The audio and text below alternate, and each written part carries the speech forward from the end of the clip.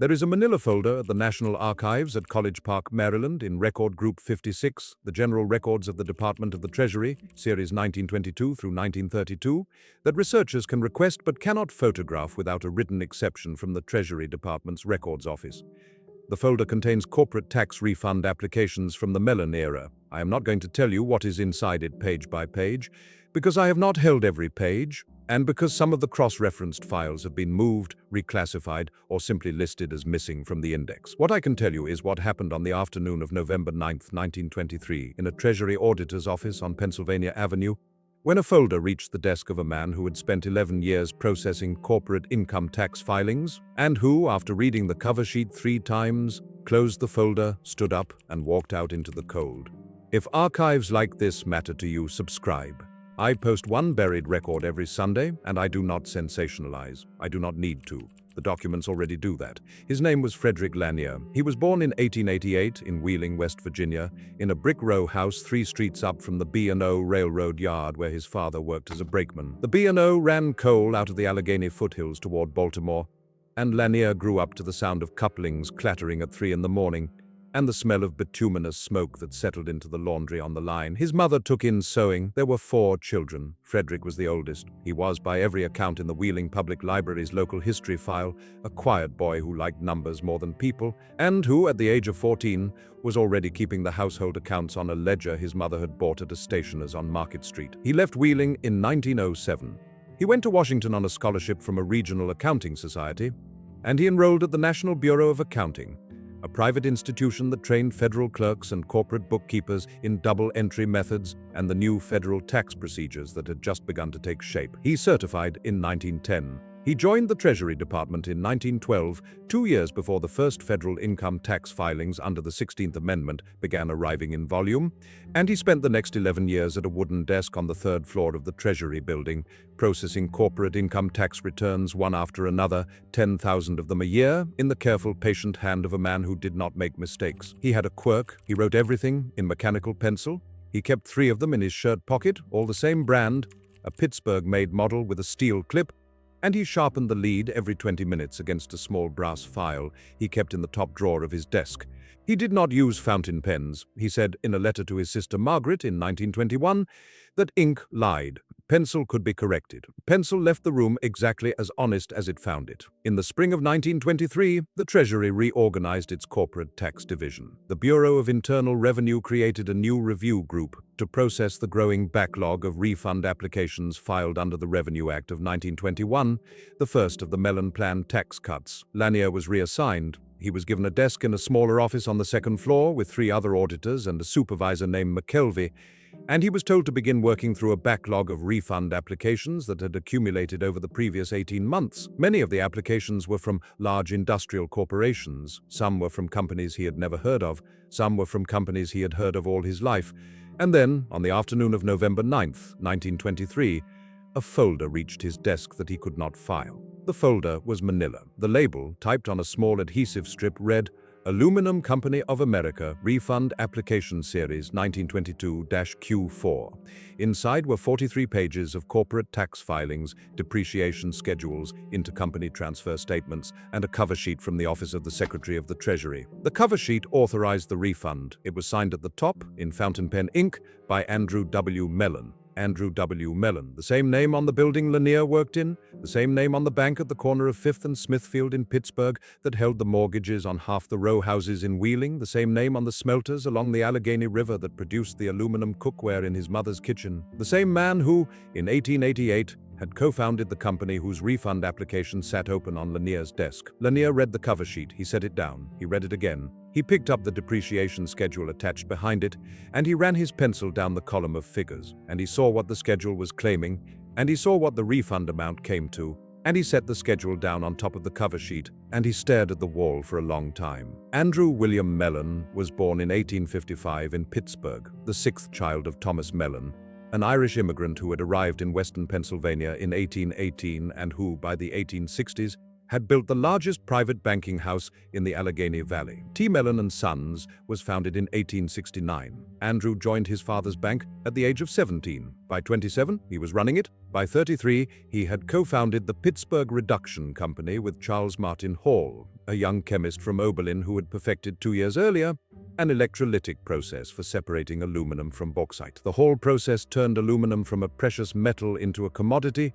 The Pittsburgh Reduction Company became, in 1907, the Aluminum Company of America. By 1921, Alcoa controlled approximately 100% of primary aluminum production in the United States. Mellon also founded Gulf Oil in 1901, after a Texas prospector named Anthony Lucas struck oil at Spindletop and could not finance the development. Mellon underwrote it. He took the controlling interest. Gulf Oil became one of the 7 sisters of the global petroleum industry. Mellon also controlled Pittsburgh Coal, the largest bituminous coal producer in the eastern United States. He controlled Koppers, a coke and chemical conglomerate. He controlled Mellon Bank, by then the second largest bank outside of New York City. His personal net worth, by 1921, was estimated at between $200 million and $400 million, which placed him, alongside John D. Rockefeller and Henry Ford, among the 3 richest men in the United States. In March of 1921, President Warren G. Harding appointed him Secretary of the Treasury. He served Harding, he served Coolidge, he served Hoover. He held the office for 11 years, from March 4, 1921 until February 12, 1932, which made him the longest-serving Treasury Secretary in American history, with the exception of Alexander Hamilton. During those 11 years, he authored the Mellon Plan, a sequence of 3 tax cuts: the Revenue Act of 1921, which dropped the top marginal income tax rate from 73% to 50%. The Revenue Act of 1924, which dropped it from 50% to 46%, and the Revenue Act of 1926, which dropped it from 46% to 25%.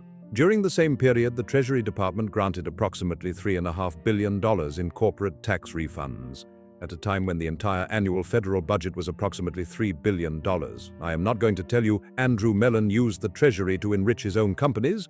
I do not have proof of that. I have not seen every line of every refund authorization signed under his tenure, and I have not interviewed the men who routed those applications through the Bureau of Internal Revenue. What I am going to tell you is that during his 11 years as Treasury Secretary, the Treasury granted $3.5 billion in tax refunds at a time when the entire federal budget was $3 billion a year, and a House investigation led by Congressman Wright Patman of Texas in 1932 found that a significant share of those refunds went to companies in which Mellon, his brother Richard, or his nephew William held substantial ownership stakes. The Patman investigation produced House Resolution 92, an impeachment proceeding against the sitting Treasury Secretary. The Patman papers are still at the Library of Congress. The room Lanier sat in was a long room on the 2nd floor of the Treasury building.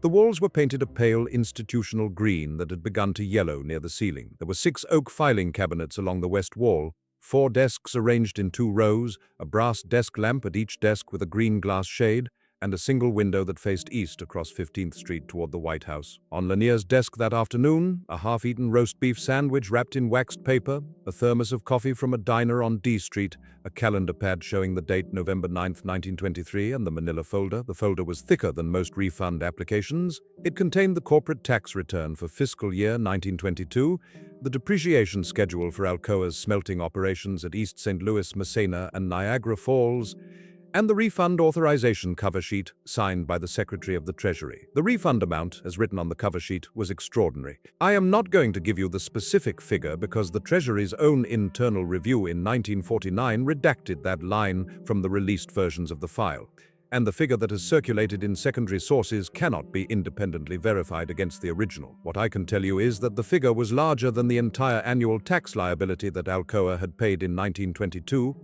and that it was justified on the depreciation schedule by a recalculation of the useful life of Alcoa's smelting equipment that reduced the estimated lifespan of an aluminum pot line from 28 years to 14. Lanier read the schedule. He read the cover sheet. He read the schedule again. He picked up his mechanical pencil, made a small mark in the margin of the depreciation table next to the recalculated lifespan figure, and then erased it. He closed the folder. He stood up. He walked down the corridor to the supervisor's office, knocked once, and told McKelvey he needed to see him about a refund application. McKelvey told him to bring it in. Lanier said he would. Then he walked back to his desk, picked up his coat and his hat, and walked out of the Treasury building, across 15th Street and down the long curve of Pennsylvania Avenue in the early dark of a November afternoon in 1923. He came back the next morning. The folder was no longer on his desk. In the weeks that followed, other folders crossed Lanier's desk. A refund application from Gulf Oil, fiscal year 1922, depreciation schedule revised. A refund application from Pittsburgh Coal, fiscal year 1922, depreciation schedule revised. A refund application from Coppers, the same. A refund application from the Mellon-controlled Union Trust Company of Pittsburgh, fiscal year 1922, intercompany transfer adjustments. The cover sheets in each case were signed by Andrew W. Mellon, who, under the Treasury's procedural rules, was authorized to sign refund authorizations for any corporate filing that exceeded a specified dollar threshold, regardless of whether the filing came from a company he personally owned. There was no procedural conflict of interest rule in 1923 that would have prevented him from signing those authorizations. The rule had not yet been written. Lanier noticed something else.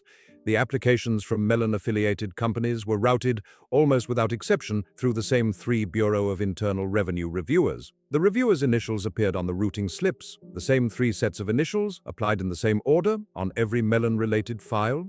Lanier also noticed that a memorandum had been issued in October of 1923, 2 weeks before the Alcoa folder reached his desk, restricting access to refund applications above a certain dollar threshold to a small group of supervisors and the office of the secretary directly.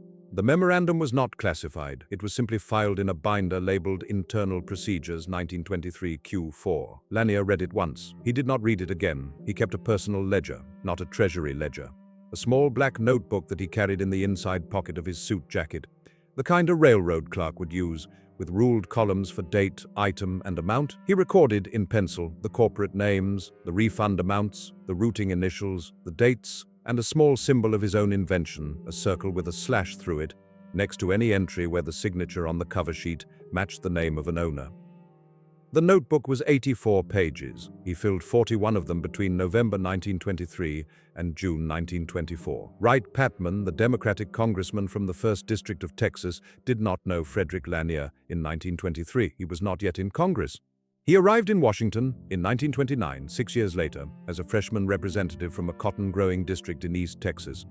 And he came in already suspicious of concentrated financial power, having watched the Federal Reserve and the major eastern banks squeeze rural Texas farmers throughout the 1920s. By 1932, Patman had introduced House Resolution 92, calling for impeachment proceedings against Treasury Secretary Andrew W. Mellon. The resolution cited conflicts of interest in tax refund authorizations, the awarding of federal contracts to Mellon-affiliated companies, and the Treasury's failure to enforce antitrust provisions against Alcoa. The hearings began in January of 1932. Patman called witnesses. Some of them were Treasury auditors. One of them, according to the Library of Congress finding aid for the Patman papers, was a man from Philadelphia who had transferred out of the Washington office in 1924 and who had brought with him in a sealed envelope a list of refund authorizations he had been asked to process and could not justify. The hearings produced more than 400 pages of testimony. A reporter at the Pittsburgh Post-Gazette, working on a parallel investigation, filed a series of articles that ran on the front page of the paper through February of 1932.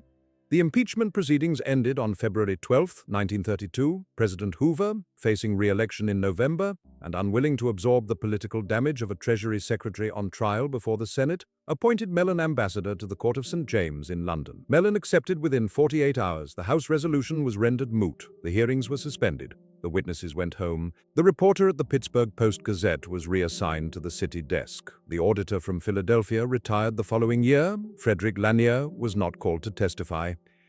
Mellon returned from London in 1933. He died in 1937 at the age of 82. In the final years of his life, he transferred the bulk of his private art collection and approximately $50 million to a new institution he had founded with Congress, the National Gallery of Art in Washington, D.C., which opened in 1941 and which absorbed over the following decades the bulk of Mellon's biographical materials, his personal papers, and the records of his philanthropic giving. The Andrew W. Mellon Foundation, established by his children Paul and Ailsa in 1969, became one of the largest private foundations in the United States. I am not going to tell you the Mellon Foundation suppressed the historical record of Andrew Mellon's tenure at the Treasury. I do not have proof of that. What I am going to tell you is that in 1949, the Treasury Department conducted an internal review of the refund authorizations granted between 1921 and 1932. that the review produced a report that was never publicly released, and that in 1971 a routine reclassification of Treasury Department records moved a substantial portion of the Mellon-era refund files from open access to restricted access, where they remain, in Record Group 56, at the National Archives at College Park. Available by appointment, not available by photograph, not available by reproduction, without written authorization from the Treasury Department's Records Office. This is not a story about one man in 1923. It is a story about how the system that allowed one man to own the Treasury and the aluminum at the same time is still here, under different names. The Mellon family no longer runs the Treasury. The Mellon family no longer owns Alcoa, which was broken up and restructured, and is now a publicly traded company whose largest shareholders are institutional pension funds and index funds. But the Mellon Foundation still exists. The National Gallery of Art still curates the family's legacy. The mechanism by which a private fortune captures a public office, writes the tax code that protects that fortune, refunds the fortune's own tax liability back to itself, and then converts the resulting capital into philanthropic institutions that determine what the public is allowed to learn about the family. That mechanism has not been dismantled. It has been refined, it has been distributed, it has been laundered through layers of foundations and trusts and donor-advised funds, and it now operates without the inconvenience of a single name on the door. Frederick Lanier was not a confused man. He had reviewed approximately 110,000 corporate tax filings in 11 years at the Treasury Department. He had a certification from the National Bureau of Accounting. He had a clean disciplinary record. He had a habit of writing in mechanical pencil because pencil could be corrected, and pencil left the room exactly as honest as it found it. He understood depreciation schedules. He understood refund procedures.